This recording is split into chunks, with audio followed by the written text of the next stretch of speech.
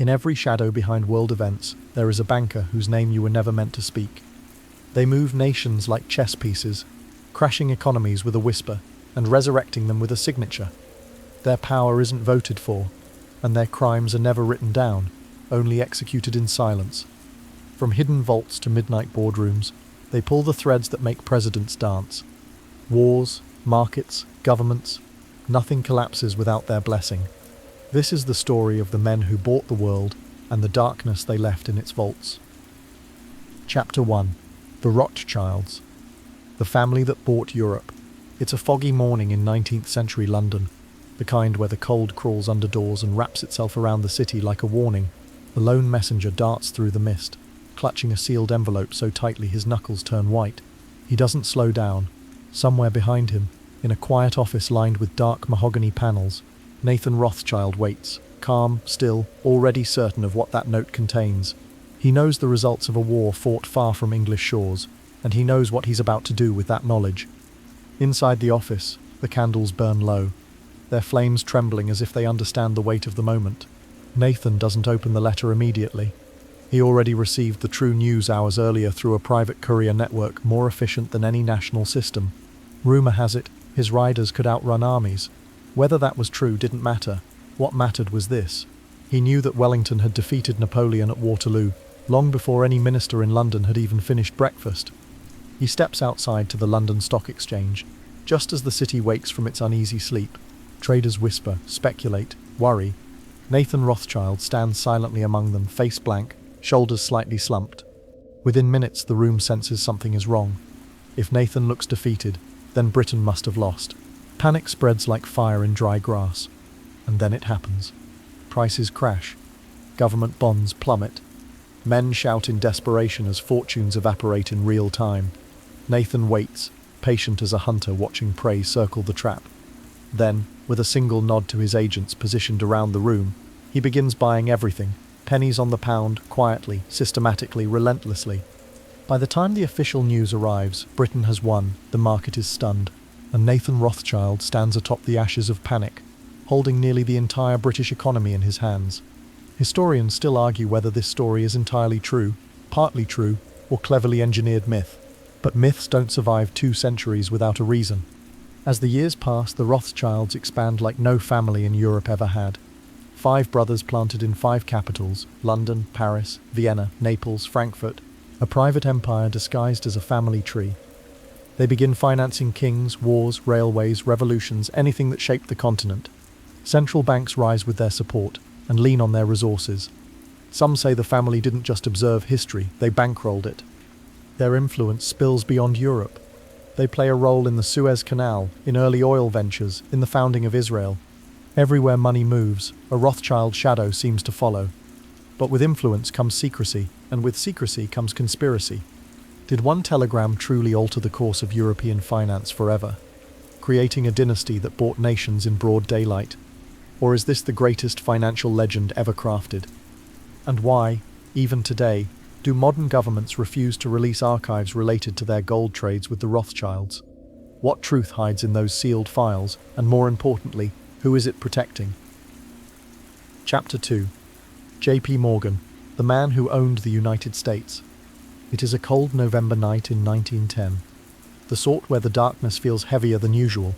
A railway car sits quietly on a side track, its windows covered, its lamps dimmed to a faint glow. One by one, 7 men climb aboard. They use false names, avoid eye contact, and carry no documents. Among them is a trusted lieutenant of J.P. Morgan, America's most feared banker. None of these men know exactly what the others will propose tonight, but they all know one thing. When the train reaches its destination, the future of global finance will be rewritten forever. The car jerks forward, the conspiracy begins. The men travel through the night, speaking in low murmurs, careful, measured, as though walls themselves might be listening. Their destination is Jekyll Island, a place chosen precisely because no one would think to look there. An island for the wealthy, for the powerful, and tonight for the creators of an institution that would silently shape every American life for generations. Though Morgan himself isn't on the train, his influence rides along with every whisper.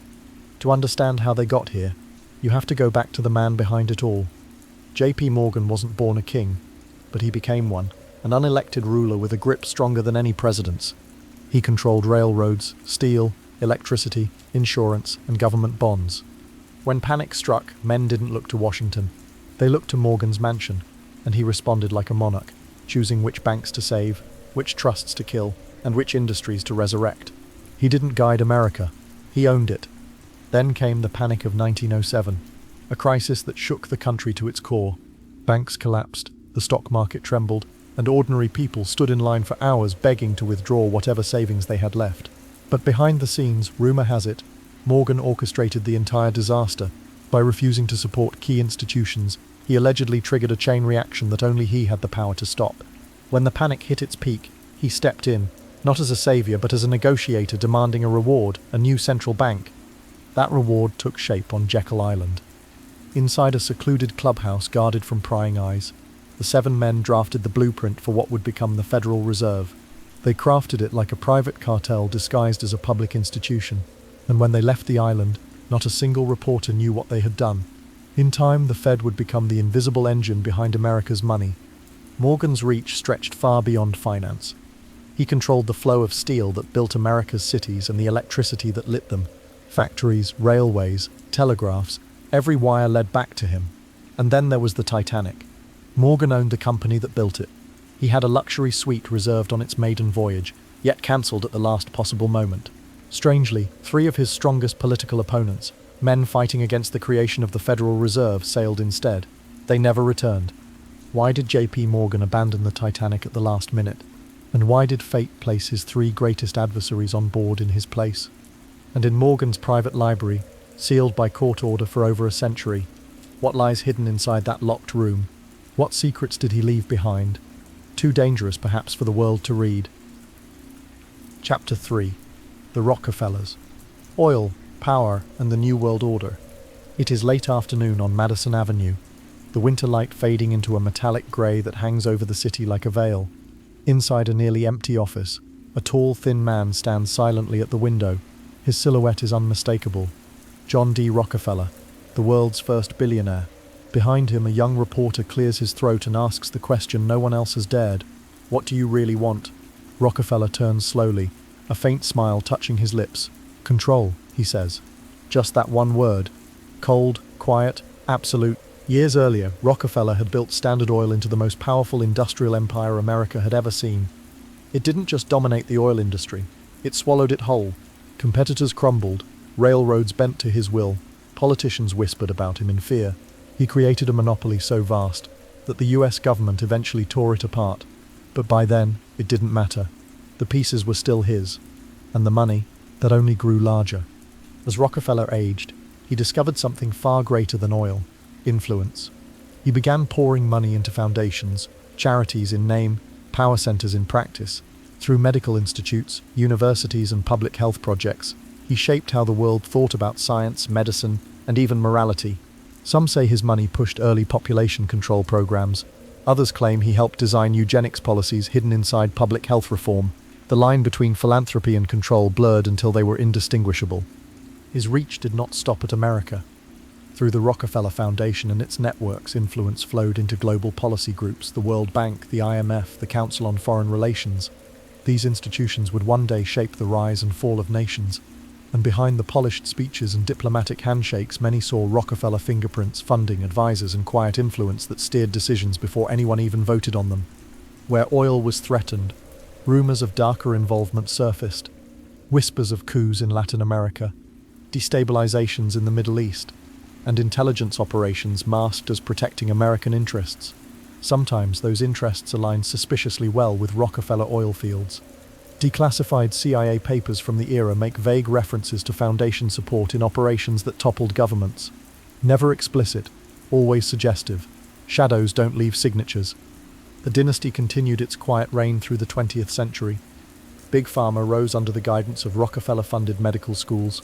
The standardized version of Western medicine, pharmaceutical, chemical, synthetic, grew from the model he financed.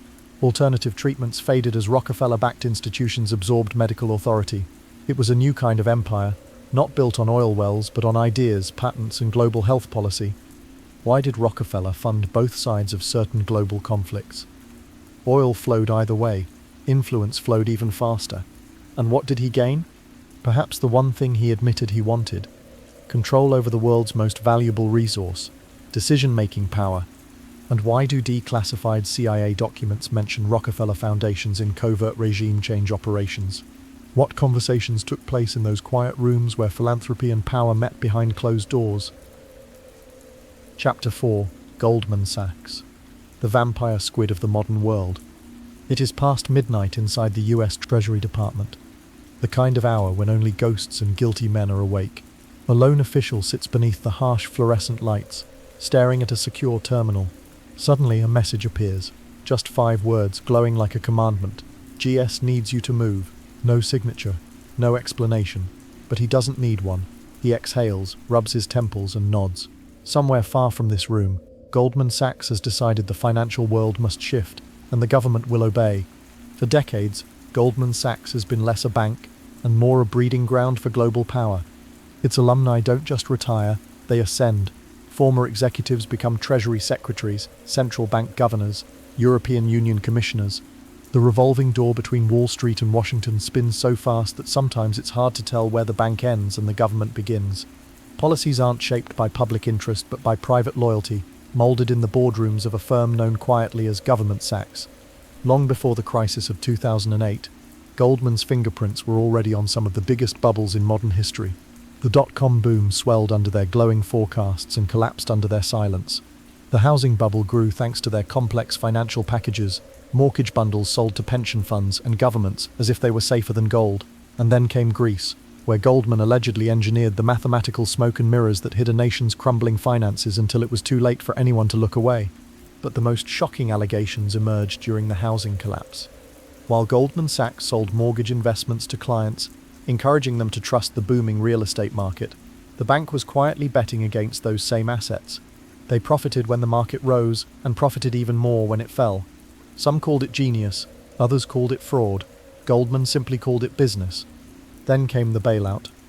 As the financial system approached total collapse, Goldman not only survived, it thrived. Billions in government rescue funds helped stabilize Wall Street, and Goldman received its share through indirect channels. They had profited from the boom, profited from the crash, and now profited from the taxpayer-funded rescue. It was a perfect circle, one only a vampire squid could design. Beneath these visible operations lies something even more complex: Goldman's vast derivatives empire, a labyrinth of financial contracts worth trillions, hidden within footnotes and offshore structures. Few regulators truly understand the web. Fewer still dare to challenge it. The bank's influence is no longer just financial, it's structural, embedded into the architecture of global markets. Why did the US government allow Goldman Sachs to bet against the very mortgages they sold? Who gave them the protection and silence required to execute such a strategy? And what about the internal memo leaked years later? The one describing a mysterious global correction plan. Why is it still classified? What scenario was Goldman preparing for? And could that plan still be unfolding right now, quietly beneath the surface of the modern world? Chapter 5: The Bank of England and the Hidden Royal Net Worth. Deep beneath the City of London, far below the noise of traffic and tourists, a row of flickering lights guides the way into one of the most secure vaults on Earth. The air is cold, the silence absolute. A guard stands beside towering stacks of gold bricks, each stamped, weighed, accounted for, or so they claim. He leans toward a colleague and whispers, "Most of this doesn't even belong to the UK." His voice echoes off the steel walls, swallowed instantly by darkness. Down here, secrecy is worth more than gold. The Bank of England did not begin as a public institution, nor as a guardian of the people. It began as a private bank created to fund a war, a bank designed to serve the monarchy, not the masses. Over the centuries, its marble halls and underground vaults became symbols of British power. But behind that immaculate facade lies a story of influence, extraction, and hidden alliances the public was never meant to know. During the height of the British Empire, the bank's reach stretched across continents. Wherever the empire went, the Bank of England followed, quietly managing colonial revenues, extracting resources, and directing flows of wealth from the colonies back to London. Gold from Africa, diamonds from India, minerals from the Caribbean, all passed through financial systems shaped by the bank's invisible hand. It was power without borders, authority without accountability. As intelligence agencies emerged in the 20th century, Whispers began to circulate about the bank's involvement in MI6 operations. Funding channels appeared and disappeared without explanation. Black budget projects were rumoured to have been routed through the bank's overseas networks, giving the Crown plausible deniability. Some say the bank didn't just handle secrets, it financed them. Then came the mystery of the missing gold during World War II. As bombs fell over Europe, countries rushed to store their reserves in London for safety. But when the war ended, several nations quietly discovered that their bars were missing, or worse, replaced with carefully crafted gold-plated tungsten. Official reports blamed confusion, mislabeling, wartime chaos. But behind closed doors, officials demanded answers. Who swapped the gold? Who authorized it? And why did the paper trails end abruptly inside the Bank of England? By the late 20th century, new allegations emerged. The bank was rumoured to be laundering funds for global elites, royal allies, oligarchs, foreign politicians, powerful corporations. Money moved in patterns that made no sense to regulators, yet benefited individuals with connections stretching from London to offshore havens. Inquiries were raised, documents were requested, silence followed. Why then did multiple countries find that their stored gold had been replaced with tungsten cores?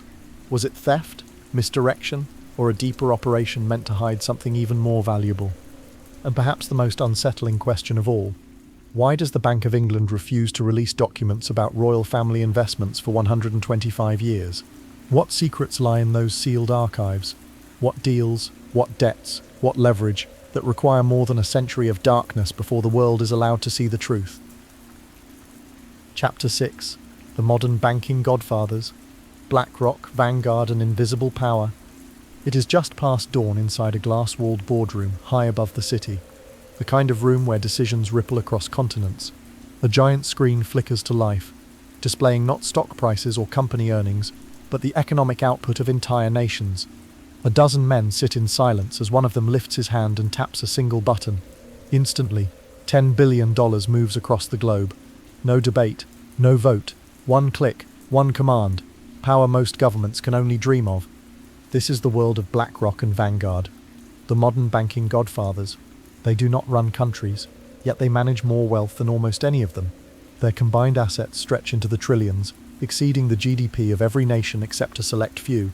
And what makes them uniquely dangerous is not just how much they own, but how quietly they do it. Their influence doesn't roar, it whispers. It slips through corporate structures, index funds, and passive investments that the public never thinks twice about. At first glance, they seem like ordinary investment firms, but peel back the layers and a different picture emerges. One in which these companies hold key stakes in big pharma, mainstream media networks, weapons manufacturers, and nearly every major tech giant. They fund the pills we swallow, the wars we watch, and the platforms where we argue. They don't shape the world's headlines. They own the companies that do. Behind their visible operations lies something even more mysterious: the Aladdin system. A vast artificial intelligence network that tracks, predicts and controls financial movements across global markets. It is rumoured to oversee over $20 trillion in assets. Every shift in interest rates, every market shock, every geopolitical tremor, Aladdin sees it before humans do. Some fear it doesn't just predict the future, it shapes it. When an algorithm watches over a quarter of the world's money, who is really in charge? Governments often rely on BlackRock analysts to guide economic policy. Regulators hire BlackRock to advise them on how to regulate firms exactly like BlackRock. It is a loop of influence so tight it is almost elegant in its audacity.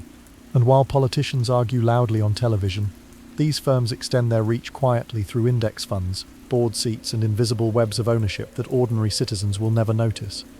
Then come the questions. Questions no one in power seems eager to answer.